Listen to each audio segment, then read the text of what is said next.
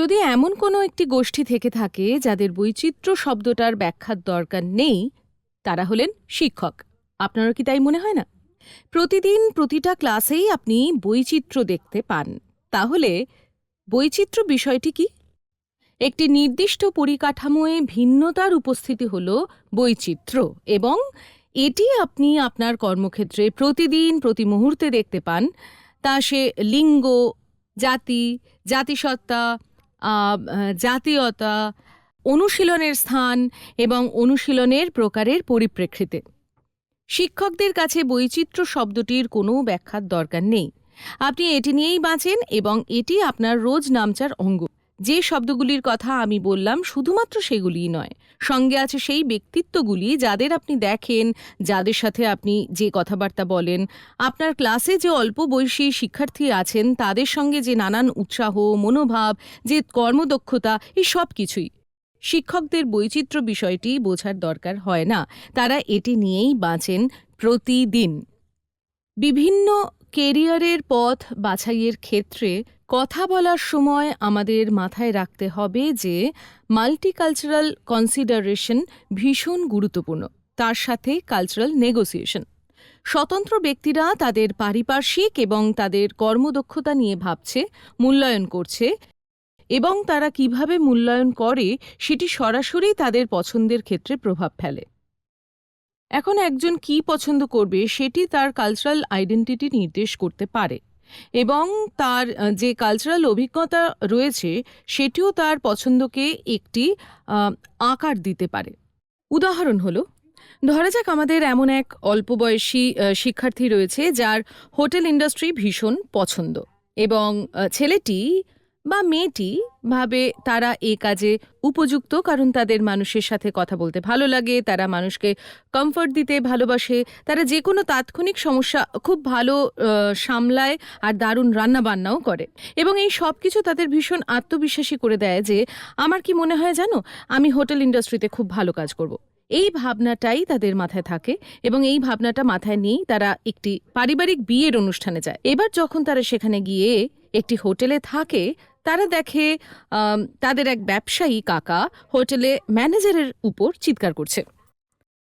যখন তারা সেই কাকাকে জিজ্ঞাসা করে যে কেন চিৎকার করছো, তখন সেই কাকা উত্তরে শুধু বলে, কারণ আমরা হলাম কাস্টমার, আমরা এখানকার অতিথি, আমাদের সেবা করা হোটেল ম্যানেজারের দায়িত্ব, ও এখানে রয়েছে আমাদের সেবার জন্য।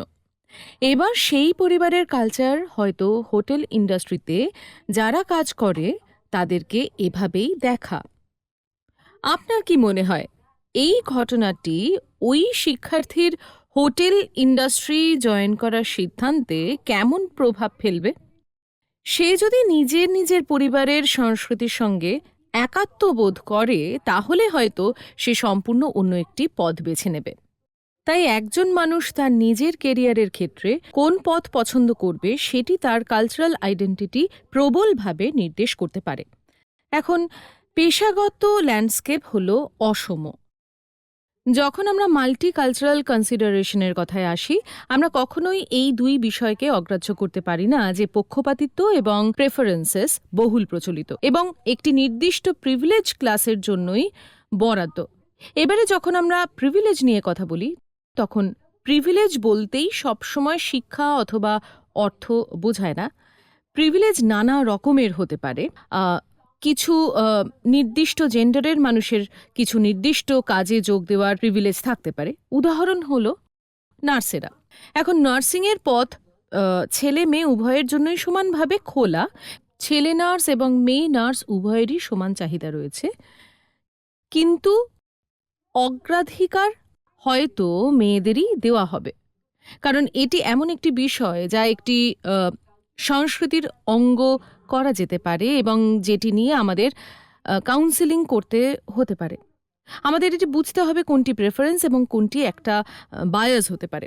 এখানে সম্পূর্ণ সুযোগ রয়েছে যে ভোকেশনাল অপরচুনিটির দৃষ্টিভঙ্গি আপনার পছন্দের উপর প্রভাব ফেলতে পারে। উদাহরণ হলো, ধরা যাক একটি সাধারণ পরিবারের শিশু যে কখনোই কোনো রকম সামরিক সংস্থায় যায়নি, আর্মি স্কুলে ভর্তি হওয়ার সুযোগ পেল, এবং সেখানে গিয়ে তার মনে হতে পারে শুধুমাত্র সশস্ত্র বাহিনীর সন্তানরা আর্মি স্কুলে যোগদান করে এবং তাই সেনাবাহিনীতে যোগদান করে।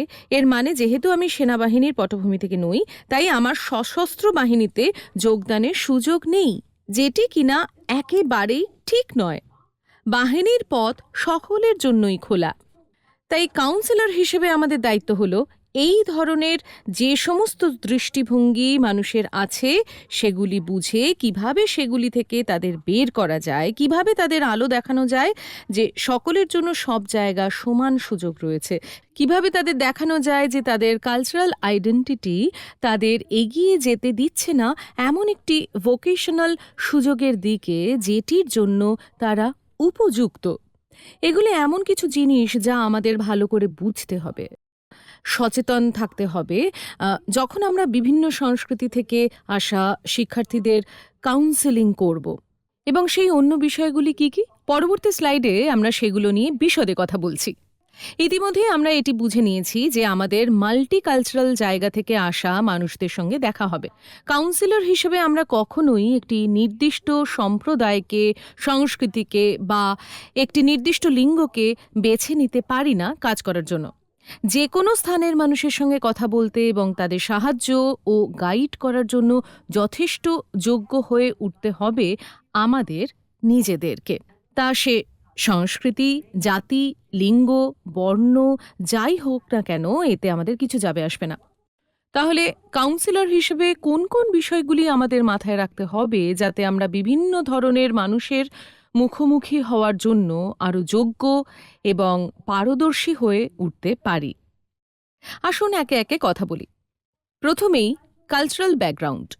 এখন কালচারাল ব্যাকগ্রাউন্ডের ক্ষেত্রে আমাদের অবশ্যই নিজেদের ব্যাপারেও সচেতন থাকতে হবে।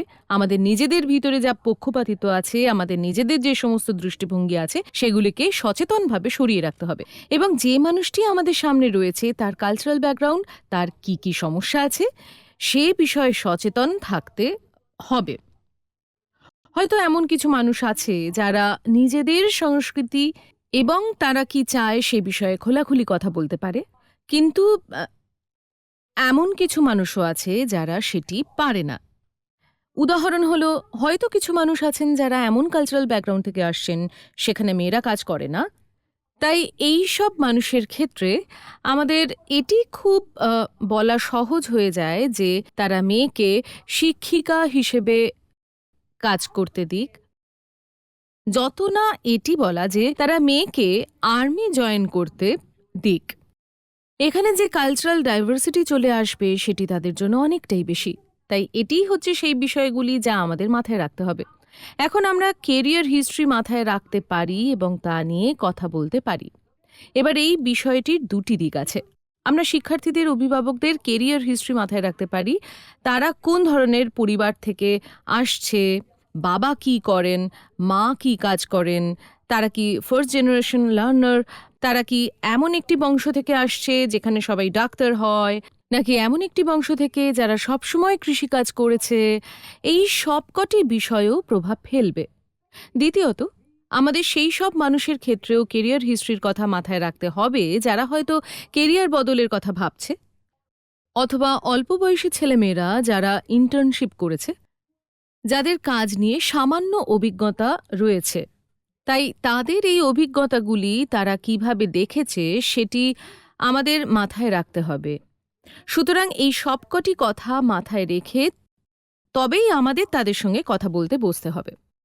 Outcome expectation.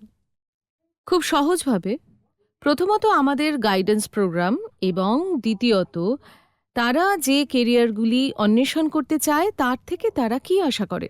হয়তো এমন কিছু মানুষ আছে যাদের প্রত্যাশা শুধুমাত্র অনেক টাকা। এমন কিছু মানুষও আছে যারা প্রত্যাশা করে যে তাদের সন্তান তারা যে পথে হেঁটেছে সেই পথেই হাঁটবে বা তেমনই কোনো পথ বেছে নেবে। তাহলে কেরিয়ার গাইডেন্স প্রোগ্রাম অথবা কেরিয়ার কাউন্সেলিং থেকে তাদের সেই চূড়ান্ত প্রত্যাশাটা কি যেটির জন্য তারা আমাদের কাছে আসছে? স্বকার্যকরিতা। এটি ভীষণ গুরুত্বপূর্ণ, কারণ এটি বলে দেয় যে একজন নির্দিষ্ট মানুষ নিজের ক্ষমতার ব্যাপারে ঠিক কি ভাবে। আপনার সঙ্গে হয়তো এমন একজন ছাত্রের দেখা হবে যে ভীষণ বুদ্ধিমান, যে দারুণ নম্বর পাচ্ছে, কিন্তু ভিতরে ভিতরে সে হয়তো নিজেকে বিশ্বাসই করে না যে তার যোগ্যতা রয়েছে একটি এন্ট্রান্স পরীক্ষায় বসে একটি ভালো র্যাঙ্ক করার, যাতে সে মেডিকেল কলেজ, ইঞ্জিনিয়ারিং কলেজে, আর্কিটেকচার অথবা এমনকি অনার্স গ্র্যাজুয়েশনের জন্য কোনো কলেজে সুযোগ পেতে পারে। কারণ হ্যাঁ, ঠিক আছে যে আমি পাঠ্য বই পড়ছি, কিন্তু ম্যাডাম এই পরীক্ষাগুলোই আমি পাশ করতে পারবো না, পরীক্ষায় সাফল্য পাবো না, এটি হয়তো তার নিজের যোগ্যতা সম্পর্কে সে বিশ্বাস করে। আপনি জেনে যাবেন, আপনাকে সচেতন হতে হবে এই পরিস্থিতিগুলো সামলানোর জন্য। অন্যদিকে হয়তো এমন একজন শিক্ষার্থী আছে যে কিনা পড়াশোনায় বেশ সাধারণ, কিন্তু তার আত্মবিশ্বাস এতই বেশি, যেমন একটি লক্ষ্য স্থির করেছে যে তার পক্ষে হয়তো কখনোই সম্ভব নয়, কারণ 11-12 ক্লাসে সে যে বিষয়গুলি পড়েছে সেগুলি এই পরীক্ষার জন্য যোগ্য নয়, যদিও তাদের বিশ্বাস অনেকটা বেশি। তাহলে কি করে আমরা এগুলি সব সামলাবো? এবং এই বিষয়ে সচেতন হওয়াটাও সেই প্রক্রিয়ার অঙ্গ যা আমাদের মাথায় রাখতে হবে নিজের পারদর্শিতা তৈরি করার সময়। নেটওয়ার্কিং। এখন নেটওয়ার্কিং মানে হলো, যে শিক্ষার্থী একটি নির্দিষ্ট পেশায় যেতে চাইছে সেখানে কি এমন কোনো সুযোগ রয়েছে যাতে সে নিজের জায়গায় নেটওয়ার্ক করতে পারে। আপনার কি এমন কোনো সুযোগ রয়েছে যেখানে, ধরা যাক, আপনি একটি ইন্টার্নশিপের সুপারিশ করতে পারেন? তার মানে কি এটি যে শিক্ষার্থী এমন একটি জায়গাতেই কাজ করতে পারে যেখানে তার নিজস্ব একটি নেটওয়ার্ক রয়েছে? না, তা নয়। কিন্তু এই সমস্ত বিষয়গুলি আমাদের মাথায় রাখতে হবে, কারণ যখন আমরা এগুলি জানব তখন আমাদের পক্ষে ওদের গাইড করা সহজ হয়ে যাবে। এবং পরিশেষে আমাদের নিজেদের পক্ষপাতিত্ব এবং নিজেদের ইতিহাস, যা আমার মতে সরিয়ে রাখা একটু শক্ত হলেও, সে বিষয়ে সব সময় আমাদের সচেতন থাকতে হবে, কারণ এগুলি আমাদের ভেতর এমনভাবে গেঁথে আছে যে আমাদের অজান্তেই আমাদের উপর প্রভাব ফেলতে পারে। এবং এই মুহূর্তে যখন আমি এটি বলছি তখন এখানে থাকা অনেক দর্শকেরই এটা মনে হতে পারে, আরে না না, আমি এমনটা নই, আমি সব সময় সচেতন থাকি আর আমি একজন শিক্ষক, আমি কখনোই এটি করিনি। কিন্তু বিশ্বাস করুন, যখন আমরা কেরিয়ার কাউন্সিলর হিসেবে শিক্ষার্থীদের সঙ্গে কথা বলি, তাদের প্রত্যাশাগুলি জানি এবং এমন মানুষের সঙ্গে দেখা হয় যারা এমন কেরিয়ার নিয়ে ভাবছে যেটিকে যে কারণেই হোক আমরা একটি ঠিকঠাক কেরিয়ার বলে ভাবছি না, তখন নিরপেক্ষ থাকা খুব কঠিন। সুতরাং আমি আপনাকে চ্যালেঞ্জ করছি যে আপনি আপনার চারপাশের পৃথিবীর দিকে তাকিয়ে দেখুন, কি সেই কেরিয়ার যা আপনার মতে শুধু ঠিকঠাক এবং অতটাও ভালো নয়। কেন আপনি এমন ভাবেন? এবং সত্যিই যদি এমন কিছু কেরিয়ার থেকে থাকে, তাহলে আমি আপনাকে বলছি, এই কেরিয়ারের সঙ্গে জড়িত মানুষদের সাথে কথা বলে বোঝার চেষ্টা করুন কেন তারা সেই কেরিয়ারে আছে। সেটি আমাদের সাহায্য করবে সেই মানুষগুলোকে বুঝতে এবং শিক্ষার্থীদের গাইড করতে সাহায্য করবে যারা হয়তো ওই পথেই হাঁটতে চাইছে। তাই কেরিয়ার গাইডেন্স প্রফেশনাল হিসেবে নিজের মন খোলা রেখে বিভিন্ন ধরনের পেশার সঙ্গে যুক্ত মানুষের সাথে যত বেশি সম্ভব কথা বলতে হবে। এটির জন্য শুভেচ্ছা রইল। কালচারাল কম্পিটেন্সের গাইডলাইনগুলি একটি ডকুমেন্ট থেকে পাওয়া যায়, যেখানে দক্ষতার মানদণ্ড সম্পর্কে ফওদের বক্তব্য বিস্তারিতভাবে আছে। এই বিষয়টি এখান থেকে আসে যে সাইকোলজিস্টরা বলেন যে আমাদের সাংস্কৃতিক দক্ষতা, সংস্কৃতি সম্পর্কে সচেতনতা তৈরি করতে আমাদের সেই সংস্কৃতির সঙ্গে জড়িত মানুষদের প্রতি একটি আজীবনের প্রতিশ্রুতি থাকা উচিত। সাইকোলজিক্যাল প্র্যাকটিসের মাল্টিকালচারাল ভিত্তি সম্পর্কে পড়াশোনা ক্রমাগত বাড়ানোর জন্য আমাদের একটি আজীবনের কমিটমেন্ট থাকতে হবে। আর সবশেষে আমাদের একটি আজীবনের কমিটমেন্ট থাকতে হবে যাতে এই পড়াশোনাটা এই সচেতনতার কাজে প্রয়োগ করতে পারি। এটি আমরা কিভাবে করব? একটি খুব সহজ উপায় হলো পড়াশুনো, আরও পড়াশুনো, বিভিন্ন কেরিয়ারের ব্যাপারে পড়াশুনো, নানান বিকল্পের ব্যাপারে পড়াশুনো, নতুন জিনিস বাজারে আসতে সেই নিয়ে পড়াশুনো। একটি খুব সহজ উপায় যা আমি উপলব্ধি করেছি, যেখানে আমি নতুন কেরিয়ার বা নতুন বিকল্পগুলি সম্বন্ধে জানতে পারি এবং নির্দিষ্ট বিকল্পগুলিতে পৌঁছানোর জন্য লোকেরা যে পথগুলি গ্রহণ করেছিল তা জেনেছি, শুধুমাত্র মানুষের সাথে বিশেষজ্ঞদের সাথে কথা বলে এবং তাদের ক্ষেত্রে তাদের দক্ষতা বুঝে এবং কিভাবে তারা সেখানে পৌঁছেছেন। একটি ভীষণ সহজ উপায় আছে। আমি ট্রেন জার্নির সময় প্রায়শই বিভিন্ন মানুষের সঙ্গে তাদের জীবিকা নিয়ে কথা বলি। আমি প্রায়শই নিজের সময় ব্যয় করি এমন যে কোনো অনুষ্ঠানে যেখানে নতুন মানুষের সঙ্গে দেখা হবে। যখন আমার নতুন কারোর সঙ্গে দেখা হয় যারা এমন একটি কাজে হয়তো যুক্ত আছে যেটির ব্যাপারে আমি জানি না, তাহলে যে প্রশ্নটি আমি প্রথম তাদের করি সেটি হলো, আপনি এখানে কিভাবে পৌঁছলেন? আপনি কি নিয়ে পড়াশোনা করেছিলেন? শিক্ষার্থী জীবনে আপনার কি ভালো লাগতো? কি থেকে আপনি এই জীবিকা বেছে নিলেন? এবং এটি আমাকে উপাখ্যান সহ একটি ভালো পটভূমি দেয় আমার ছাত্রছাত্রীদের সাথে গল্প বলার এবং ভাগ করে নেওয়ার জন্য। এটি আমাকে শিক্ষার্থীরা কি চায় এবং বাস্তবে চাকরির বাজারে কি পাওয়া যায় তাদের সাথে সম্পর্কযুক্ত হতে সাহায্য করবে। হ্যাঁ, গুগলে গিয়ে বোঝা এবং বই পড়া খুবই ভালো একটি ব্যাপার, কিন্তু ফিল্ডে গিয়ে লোকজনের সাথে কথা বললে যতটা জ্ঞান আর অভিজ্ঞতা সঞ্চয় করবেন তার ধারে কাছে কিচ্ছু নেই। আজ যেখানে দাঁড়িয়ে আছেন সেখানে আপনি কিভাবে এলেন? এবার একটু সময় নিয়ে এটি বোঝা যাক যে কালচারাল কম্পিটেন্স ব্যবহারিক ক্ষেত্রে ঠিক কোথায় দাঁড়িয়ে আছে। একটু সময় নিয়ে এই লিস্টের বলা পয়েন্টগুলি পড়ুন। যখন আপনি কোনো শিক্ষার্থীর সাথে কথা বলছেন তখন কি আপনি এই পয়েন্টগুলি নিয়ে সচেতন, সেই শিক্ষার্থীর ব্যাপারে হোক বা নিজের ব্যাপারে? একটু সময় নিয়ে এই পয়েন্টগুলি পড়ুন। এগুলি হলো এমন কিছু বিষয় যা ওদের সঙ্গে কথা বলার সময় আমাদের মাথায় রাখতে হবে, কারণ এই তথ্যগুলি যদি আমাদের কাছে না থাকে তাহলে কথাবার্তা চলাকালীন খুব সহজেই একটি ভুল বোঝাবুঝি তৈরি হয়ে যেতে পারে। তাই এই মুহূর্ত সময় নিন, তাই এক মুহূর্ত সময় নিন এবং দেখুন আপনি পয়েন্টগুলি বুঝতে পারছেন কিনা। এবার এগুলি একে একে দেখা যাক। শিক্ষার্থীর প্রত্যাশা, শিক্ষার্থীর কালচারাল ব্যাকগ্রাউন্ড, তারা কোথা থেকে আসছে এবং যেখান থেকে আসছে সেই এলাকার ইতিহাস এবং বর্তমানে সামাজিক ও রাজনৈতিক অবস্থা। আপনি কি এগুলো জানেন? এগুলো নিয়েই শিক্ষার্থীর সঙ্গে একবার কথা বলে দেখুন না। এটি সেই শিক্ষার্থীকে খুলে কথা বলতে সাহায্য করবে আর আপনি বুঝতে পারবেন ওই কথাগুলি আসলে কোন ভাবনা থেকে আসছে। এটিও বুঝতে পারাটা ভীষণ জরুরি এবং ইন্টারেস্টিং যে সাহায্য চাওয়ার ক্ষেত্রে শিক্ষার্থীর দৃষ্টিভঙ্গি ঠিক কী, শিক্ষার্থীর অভিভাবকদের অর্থনৈতিক অবস্থা ঠিক কী এবং তারা কোথা থেকে আসছে। সাহায্য চাওয়ার ক্ষেত্রে দৃষ্টিভঙ্গি খুব দরকারি, কারণ সেই শিক্ষার্থীর সাথে কথা বলার সময় আপনার হয়তো তাকে অনেক কিছু দেওয়ার আছে, কিন্তু আপনার ভাবনা চিন্তা এরকম হতে পারে যে আমি অপেক্ষা করি যতক্ষণ না ও আমায় কোনো প্রশ্ন করছে, আমি ওকে একের পর এক তথ্য দিয়ে জর্জরিত করব না। এবং শিক্ষার্থীর মনে হতে পারে আমি প্রশ্ন জিজ্ঞাসা করতে খুব বিব্রত হই, একটু অপেক্ষা করে দেখি কাউন্সিলর আমাকে বলুন উনি কি কি জানেন এবং ওনার মতে আমার কি করা উচিত। তাই যদি এক্ষেত্রে এমন অমিল দেখা যায় তাহলে সেটি কিন্তু সমস্যার। তাই আমাদেরই প্রশ্ন করে বিষয়টি বুঝে নিতে হবে যে শিক্ষার্থীটি খুব সহজেই সাহায্য চাইবে নাকি আমার সেটি তাকে নিজেই অফার করতে হবে। কেরিয়ার সংক্রান্ত তথ্যে ছাত্র বা ছাত্রীটির এক্সপোজার, তাদের নিজস্ব এক্সপোজার এবং নিজের দক্ষতা সম্পর্কে ধারণা, এগুলি হলো সেই পয়েন্টগুলি যা আমাদের বুঝতে হবে। ওরা কি জানে কি কি অপশন তাদের আছে, নাকি ওদের আমরা সেই সব অপশনের কথা বলবো যেগুলির ব্যাপারে ওরা আগে কখনো শোনেনি। নিজেদের ক্ষমতাকে ওরা কিভাবে দেখে, সেই ব্যাপারে কি ওদের বাস্তববোধ আছে, নাকি ওরা এমন একটি দুনিয়ায় বিচরণ করে যেখানে আত্মবিশ্বাসের চোখে রিপোর্ট কার্ডের দিকে তাকিয়ে বলে, ও এগুলো আমার নম্বর হতে পারে না, আমি এত খেটেছি, এই নম্বর আমি পেতেই পারি না।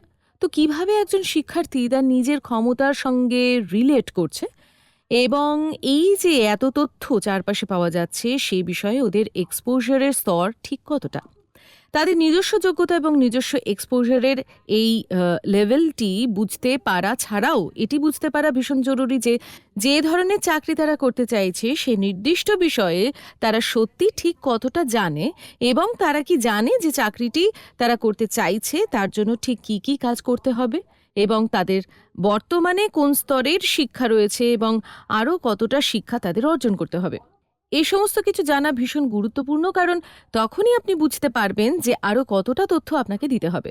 এবং অতি অবশ্যই আমাদের এ বিষয়ে সচেতন থাকা ভীষণ গুরুত্বপূর্ণ যে আমরা শিক্ষার্থীটির প্রতি কিভাবে এগোচ্ছি, আমাদের আর্থসামাজিক পরিস্থিতি কী এবং শিক্ষার্থীকে সমবেদনা জানানোর ক্ষেত্রে সেটি কিভাবে প্রভাব ফেলতে পারে। এই যে আমরা শিক্ষার্থীদের থেকে আলাদা হয়তো সম্প্রদায়ের দিক দিয়েও, হয়তো জেন্ডারের দিক দিয়ে বা হয়তো ক্লাসের দিক দিয়ে, এই বিষয়টি কি আমাদের সঙ্গে শিক্ষার্থীদের কথাবার্তায় প্রভাব ফেলবে? আমাকে বাস্তবিকভাবেই এটি সম্বন্ধে সচেতন থাকতে হবে এবং গ্রহণ করতে হবে। একমাত্র তখনই আমরা এই ব্যাপারে কথা বলার বা এটিকে সামলানোর জায়গায় আসব।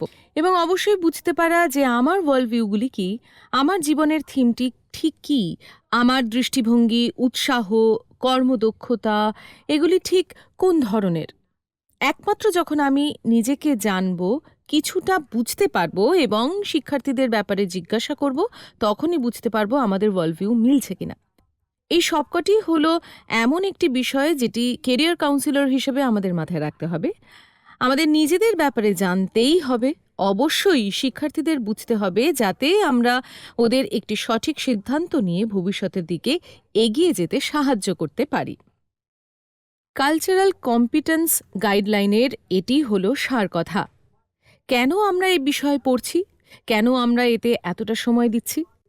তার কারণ আমাদের মূল লক্ষ্যটি হল সচেতনতা, জ্ঞান এবং দক্ষতা বাড়িয়ে তোলা। এখন এসবের মানে কি? আসুন একে একে আমরা দেখে নিই। সচেতনতা মানসিক স্বাস্থ্য এবং পক্ষপাতিত্বের মধ্যে সম্পর্কের বিষয়ে সচেতনতা বা ব্যক্তিদের বিভিন্ন পছন্দ থাকতে পারে তা বুঝতে পারা। নিজের মানসিক স্বাস্থ্যের ব্যাপারে সচেতনতা নিজের ভিতরে যে পক্ষপাতিত্ব বা পছন্দগুলি রয়েছে সেগুলির সঙ্গে নিজের মানসিক স্বাস্থ্যের সম্পর্কের ব্যাপারে সচেতনতা। সুতরাং যখন আমরা নিজেদের সম্পর্কে আরও সচেতন থাকি এবং আমরা আত্মসচেতন হই, তখন এটি আমাদেরকে অন্যরা কি অনুভব করছে, চিন্তা করছে এবং তারা কিসের মধ্যে দিয়ে যাচ্ছে সেই সম্পর্কে বুঝতে এবং আরও সহানুভূতিশীল হতে সাহায্য করে। দ্বিতীয়ত হল জ্ঞান। এখন জ্ঞান মানে শুধুমাত্র বিভিন্ন পেশা সম্পর্কে জ্ঞান নয়, চাকরির বাজার, কোন কলেজ, সেখানে যোগ্যতার মাপকাঠি কি, ভর্তি হওয়ার প্রক্রিয়াগুলি কি, এই সমস্ত জ্ঞান অতি অবশ্যই আমাদের থাকা দরকার। কিন্তু এই সমস্ত জ্ঞান তো ইন্টারনেটেও পাওয়া যায় এবং আরও অন্য অনেকভাবেও পাওয়া যায়, ঠিক? কিন্তু এখানে আমরা কথা বলতে চাইছি কালচারাল আইডেন্টিটির জ্ঞান নিয়ে। যে ছাত্র বা ছাত্রীটি এই মুহূর্তে আপনার সামনে বসে আছে, তার কালচারাল আইডেন্টিটি কি? ডেভেলপমেন্টাল থিওরিগুলি নিয়ে আপনার জ্ঞান কতটা, কত গভীরভাবে আপনি সেটি বোঝেন? এবং গাইডেন্স কাউন্সিলর হিসেবে প্র্যাকটিস করার সময় আপনি সেই সমস্ত জ্ঞান নিয়ে কত গভীরভাবে চিন্তিত? আপনি কোন প্র্যাকটিসগুলি অনুসরণ করছেন, আপনার জন্য কোনটি অনুসরণ করা সহজতম? এবং আমি সহজতম বলছি কারণ কোনটির সঙ্গে আপনি সবচাইতে বেশি রিলেট করেন। তো শুধু জ্ঞান থাকলেই হবে না, সেটিকে এমনভাবে আত্মস্থ করতে হবে যাতে আমাদের সামনে বসা নির্দিষ্ট মানুষটিকে আমরা খুব স্বচ্ছন্দে গাইড করতে পারার মতন উপযুক্ত হতে পারি। এবং অবশ্যই ইতিহাসের বিষয়ে জ্ঞান, সেই শিক্ষার্থীর ইতিহাস, স্বতন্ত্র ব্যক্তির ইতিহাস, সেই সংস্কৃতির ইতিহাস, যে পরিবেশ থেকে তারা আসছে বা ছিল সেই বিষয়ে বোঝা। তাই বিভিন্ন দিক থেকে জ্ঞান আমাদের জন্য ভীষণ জরুরি। এবং শেষমেশ যখন আমাদের সচেতনতা থাকবে এবং জ্ঞান থাকবে, সেগুলি একসাথে স্কিলের মতন কাজ করবে। এবার যখন আমরা স্কিল নিয়ে কথা বলি, সেটি ভীষণ গুরুত্বপূর্ণ। একটি বিষয় নিয়ে সচেতন থাকা আমাদের জন্য ইম্প্যারেটিভ, এবং সেটি হলো যে আমরা সোশ্যাল চেঞ্জের দিশারি। আর এটি হলো একজন কেরিয়ার কাউন্সিলর বা একজন কেরিয়ার গাইডেন্স প্র্যাকটিশনারের আসল ক্ষমতা। কিভাবে আমরা সামাজিক পরিবর্তন নিয়ে আসছি দেখুন। আপনার সঙ্গে বিভিন্ন সংস্কৃতির, বিভিন্ন ব্যাকগ্রাউন্ডের, বিভিন্ন পরিচিতির মানুষের দেখা হবে যাদের মূল্যবোধ আর মনোভাব আলাদা। কিভাবে আপনি তাদের বদলের দিকে ঠেলে দেবেন? কিভাবে আপনি তাদের ঠেলে দেবেন নিজেদের কমফর্ট জোনের বাইরে, যাতে তারা নিজেকে যতটা সক্ষম বলে মনে করেন তার থেকে বেশি পারবে কি? আপনি তো তখনই পারবেন যখন এটি নিজে করে দেখবেন। আপনাকে খোলা মনে প্রতিক্রিয়া নিতে হবে, শুধুমাত্র আমাদের প্র্যাকটিসের ফিডব্যাক নয়, একজন স্বতন্ত্র মানুষ হিসেবে ফিডব্যাক। যদি আপনি নিজের মধ্যেই একটি চ্যালেঞ্জ দেখতে পান এবং সেটিকে পরাস্ত করতে পারেন, তাহলে আপনি কমফর্ট জোনের বাইরে বেরিয়েছেন। আপনি জানেন এটি করার সময় ঠিক কেমন মনে হয়, এবং এটি আপনাকে একজন উপযুক্ত মানুষ করে তোলে অন্যকে উৎসাহ দেওয়ার জন্য। এখন কমফর্ট জোন থেকে বেরোনোর নানান উপায় আছে। একটি উদাহরণ হলো, হয়তো আপনি কোনো অভিভাবকের সাথে কথা বলছেন এবং উৎসাহ দিচ্ছেন যেন তারা তাদের পছন্দের বিষয় অধ্যয়ন করতে তাদের সন্তানদের শহরের বাইরে অন্য কোনো শহরে যেতে দেয়, যে বিষয়ে তারা ভালো এবং আগ্রহী। তাহলে এখানে অভিভাবকরা কমফর্ট জোন থেকে বেরোলেন, এটি তাদের জন্য একটি নতুন জিনিস। অথবা হয়তো আপনি তাদের উৎসাহিত করতে পারেন তাদের শিক্ষার্থীদের, তাদের সন্তানদের এমন একটি পেশায় যেতে দিতে যেটির ব্যাপারে তারা কিছুই জানেন না, তাদের কাছে তো একদমই নতুন। আপনি শিক্ষার্থীদের উৎসাহিত করতে পারেন আরেকটু বেশি পড়াশোনা করার জন্য, আরও বেশি করে পড়ার জন্য, আরেকবার অঙ্কের প্র্যাকটিসে ফিরে যাওয়ার জন্য। কারণ ম্যাথমেটিক্যাল রিজনিং সমস্ত এন্ট্রান্স পরীক্ষার অঙ্গ। সুতরাং ছাত্রছাত্রীদের আরেকবার অঙ্কে ফিরে যেতে এবং আরও কিছুটা শিখতে উৎসাহিত করা, যাতে তারা সহজেই পরীক্ষায় উত্তীর্ণ হতে পারে, বিশেষত সেই সব ছাত্রছাত্রীদের জন্য যাদের কমফোর্ট জোনের বাইরে একটি ধাপ, যারা ক্লাস 10-এর পর বলেছিল, ও আমি মোটেই গণিত করতে চাই না। তাহলে আপনি আপনার কমফোর্ট জোনের বাইরে আসছেন, ব্যক্তিগত চ্যালেঞ্জের ব্যাপারে সচেতন হচ্ছেন, সেটির ব্যাপারে জানছেন, খোলা মনে ফিডব্যাক নিচ্ছেন। এগুলি আপনাকে আরেকজন মানুষকে সাহায্য করার জন্য উপযুক্ত করে তোলে।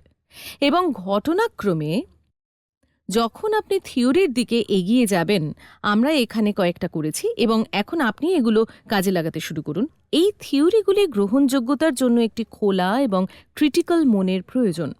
শুধুমাত্র একটি নির্দিষ্ট কাঠামো শিখেছি বলেই আমরা শুধুমাত্র সেই কাঠামোতেই আটকে থাকব, এমন কোনো মানে নেই। এই জন্যই আমরা সবকটি নিয়ে পড়াশোনা করব। আমরা এদের মধ্যে অগ্রগতি দেখতে পাই কারণ আমরা ক্রিটিক্যালি ভাবনা চিন্তা করা স্বতন্ত্র মানুষ, যারা একটি বিশেষ পরিস্থিতিতে কার সাথে কথা বলতে হয় তার উপর ভিত্তি করে একটি নির্দিষ্ট থিওরির প্রকৃত মূল্যের মূল্যায়ন করতে পারে। তাই সবসময় মনে রাখতে হবে, কেরিয়ার গাইডেন্স প্রফেশনাল হিসেবে দয়া করে সচেতন থাকুন, জ্ঞান বাড়ান, এই দুটোকে একসাথে নানান স্কিলে কাজে লাগান, পড়াশোনা করতে থাকুন এবং মানুষের সাথে কথা বলতে থাকুন।